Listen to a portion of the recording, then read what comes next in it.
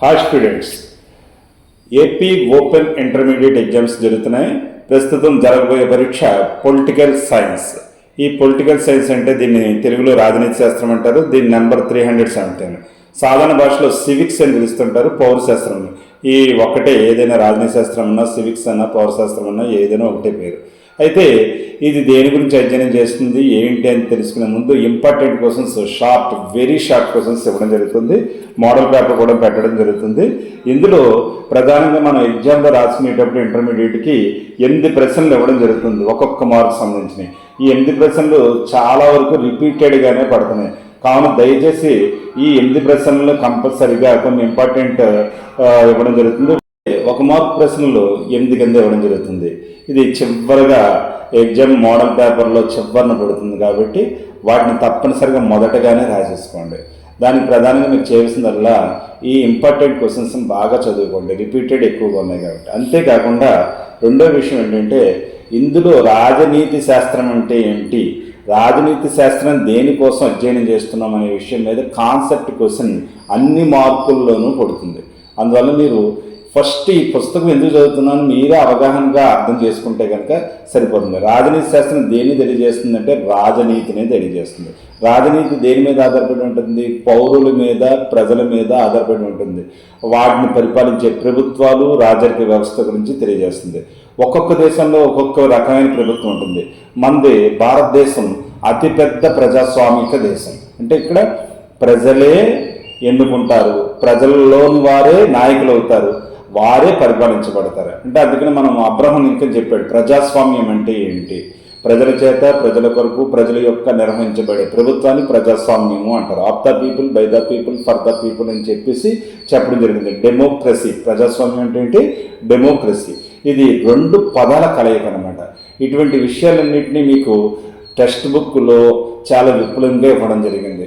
వాటిని ప్రతి లెసన్ వెనకాల ఉన్న చిన్న ప్రశ్నల్ని కాన్సెప్ట్ బేస్డ్గా చదువుకోగలిగితే కనుక మీరు ఎగ్జామ్లో పెద్ద ప్రశ్నల్ని, చిన్న ప్రశ్నల్ని మీరు సొంత వాక్యాలతో కలిపి రాయగలుగుతారు.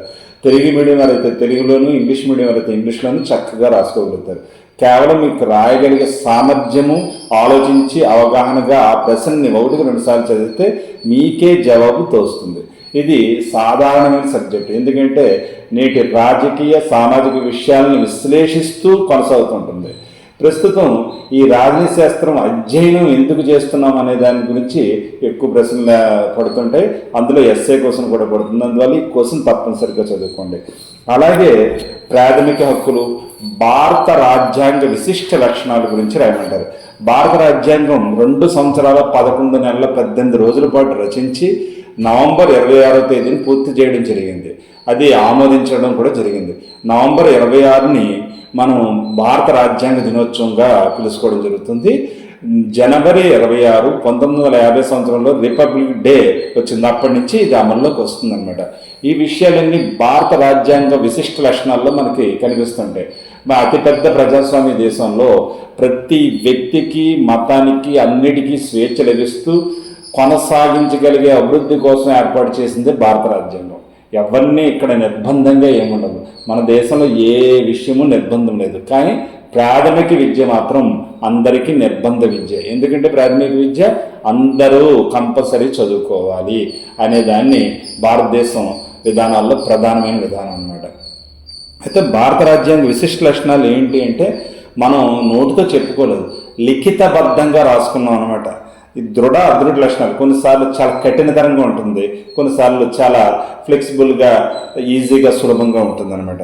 ఇది ఏకకేంద్ర సమాఖ్య లక్షణాలు. ఎందుకంటే మన దేశంలో కేంద్రపాలిత ప్రాంతాలు ఉన్నాయి, రాష్ట్రాలు ఉన్నాయి.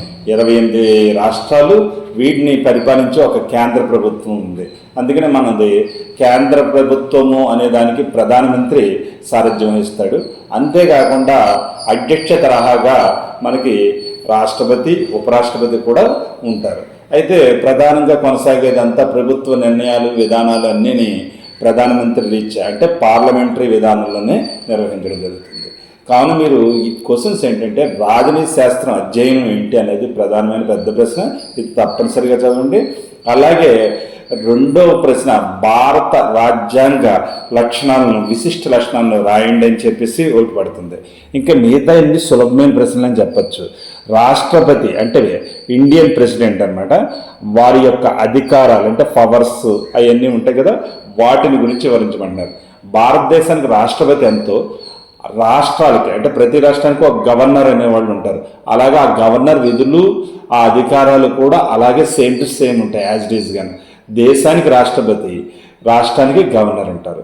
అలాగే దేశానికి ప్రధానమంత్రి, రాష్ట్రానికి ముఖ్యమంత్రి ఉంటారు. వీరి యొక్క విధులన్నీ దాదాపుగా సమానం. కావున మీరు ఒక ప్రశ్న చదివితే అన్ని ప్రశ్నలకి జవాబు రాయగలుగుతారు. ఎందుకంటే రూల్స్ లీడర్ ఎక్కడైనా లీడరే. దేశానికి సంబంధించింది లీడర్ ఎవరు? మనకి ప్రధానమంత్రి గారు. ప్రధానమంత్రి గారు ప్రస్తుతం ఎవరు? శ్రీ నరేంద్ర మోడీ గారు. అలాగే మన రాష్ట్రానికి ముఖ్యమంత్రి ఎవరు? శ్రీ నారా చంద్రబాబు నాయుడు గారు. అక్కడ ప్రధానమంత్రి గారికి ఎటువంటి అధికార విధులు ఉంటాయో ఇక్కడ మన ముఖ్యమంత్రి గారికి కూడా అధికార విధులు ఉంటాయి. కేవలం ఆంధ్రప్రదేశ్కి పరిమితమై ఉంటాయి అంతే.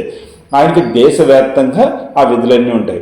అలాగే దౌత్య సంబంధమైన విషయాల్లో అంటే దౌత్య సంబంధమైన ఏంటంటే విదేశీ వ్యవహారాల్లో ఎలాగా నిర్వహించాలి, ఏ విధంగా వెళ్ళాలని ఉంటుంది. మనకి శత్రు దేశాలు ఉంటాయి, మిత్ర దేశాలు ఉంటాయి. శత్రు దేశాలతో మన వైఖరి ఏ విధంగా ఉంది, మిత్ర దేశాలతో ఏ వైఖరి కలిగి ఉన్నామనేది తెలియజేస్తుంది. ఏమైనప్పటికీ భారతదేశం ప్రపంచ శాంతి కోరుకునే దేశం.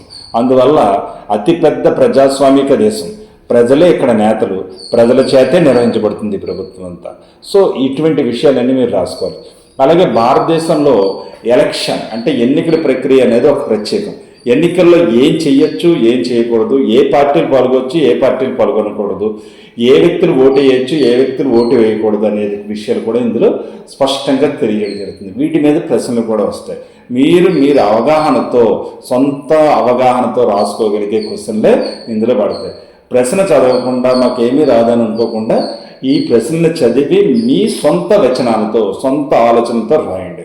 కొద్దిగా ఎగ్జామ్కి వెళ్ళే ముందు మీ టెక్స్ట్ బుక్ చివరినున్న చిన్న ప్రశ్నలు అంటే మోడల్ పేపర్ను అనుసరించి మీ టెక్స్ట్ బుక్లో ప్రతి లెసన్లో చివరిన చిన్న ప్రశ్నలు ఉంటాయి, వాటిని చదవడానికి ప్రయత్నించండి. దానివల్ల ఖచ్చితంగా మీకు 60 నుంచి 80 మార్కులు వచ్చే అవకాశం తప్పనిసరిగా ఉంటుంది. ఇంకా రెండో విషయం ఏంటంటే ఎన్నికల కమిషన్ గురించి కానీ, ఎన్నికలు ఏ విధంగా నిర్వహిస్తారని కానీ, కుల వ్యవస్థ గురించి కానీ, మతం రాజకీయాల గురించి కానీ అడిగే అవకాశాలు ఉంది. ఎన్నికల కమిషనర్ అధికార విధులను కూడా అడిగే అవకాశం ఉంది. అంతేకాకుండా నేటి రాజ్యాంగ పరిస్థితి ప్రతి దేశం కూడా ఒక్కదాన్ని ఎక్కువగా ప్రాధాన్యత వహించవలసి వస్తుంది. అదే ప్రపంచ పర్యావరణం. ప్రపంచం అనే కన్నా ఈ భూమి మీద ఉండే పర్యావరణాన్ని కాపాడవలసి వస్తుంది. ప్రతి దేశానికి బాధ్యత ఉంది. ఎందుకంటే భూమి మీద అనేక దేశాలు ఉన్నాయి. మనకు దాదాపుగా 195 దేశాలని యుఎన్ఓ యునైటెడ్ నేషన్స్ ఆర్గనైజేషన్ వారు గుర్తించడం జరిగింది. దీన్ని ఐక్యరాజ్య సమితి అంటారు.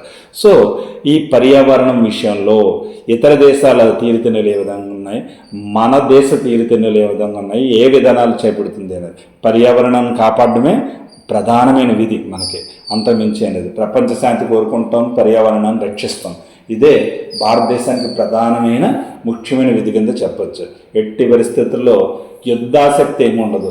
శత్రు దేశాలు యుద్ధాన్ని ఏమైనా ప్రోత్సహించడానికి, రెచ్చగొట్టడానికి చేస్తే ఎట్టి పరిస్థితుల్లో ఉపేక్షించేది కూడా ఉండదు. ఇటువంటి ప్రజాస్వామ్య దేశంలో పర్యావరణాన్ని కాపాడడానికి అనేక చర్యలు చేపడుతుంది.